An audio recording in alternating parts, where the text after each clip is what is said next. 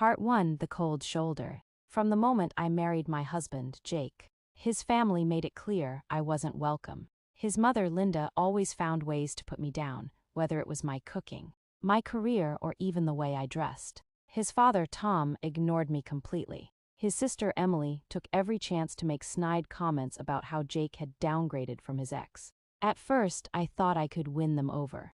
I brought thoughtful gifts, helped clean up after family dinners, and even tried to bond with Emily over our shared love for books. But nothing worked. Jake told me to give it time. But every holiday gathering felt like I was sitting in enemy territory. Then things got worse. Linda started excluding me from family group chats. I found out about family events after they had already happened. The final straw: a family reunion where Linda handed out personalized gifts to everyone, except me. I was devastated, but then I overheard a conversation that changed everything. Part 2: The Whispered Secret. One evening, after yet another painful dinner at their house, I excused myself to use the restroom.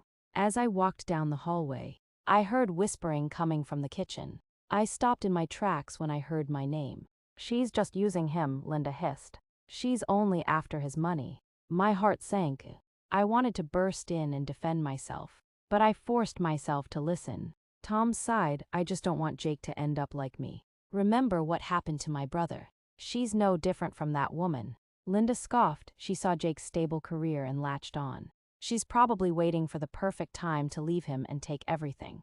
My breath caught in my throat. They thought I was a gold digger. That's when it hit me. This wasn't about me. It was about something in their past. Some old wound they never healed from. I had two choices: confront them now or find a way to prove them wrong.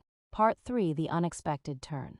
Instead of storming in, I decided to wait. If they wanted proof, I'd give it to them. Over the next few months, I went out of my way to pay for things when we went out as a family. I made sure they saw how I never took a dime from Jake.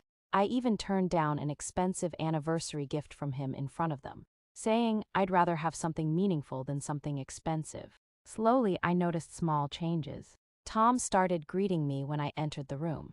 Emily stopped making harsh comments. Linda still held back, but she no longer actively ignored me. I even started making an effort to spend one-on-one time with them. I invited Emily to a book fair, where we bonded over our favorite mystery novels. I offered to help Linda cook during Thanksgiving, and though she was hesitant, she accepted.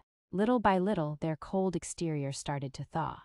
I also made an effort to get to know Tom. I asked him about his career, his interests, and his childhood. He was a man of few words, but I saw glimpses of warmth when he spoke about his younger days. One evening, after dinner, he pulled out an old photo album and showed me pictures of a man who looked eerily like Jake. "This was my brother," he said, his voice heavy with emotion. "He had everything until she took it all." It was the first time I saw the pain behind their mistrust. Then came the moment that changed everything.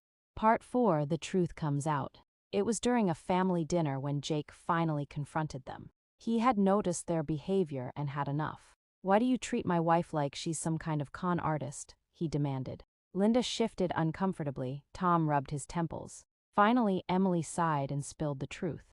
Apparently, years ago, Tom's brother had married a woman who took advantage of him. She drained his accounts, left him in debt, and disappeared. It had nearly torn the family apart. Ever since, they had been paranoid about women using the men in the family for money. I took a deep breath. "I understand why you were cautious. But I love Jake. I work hard.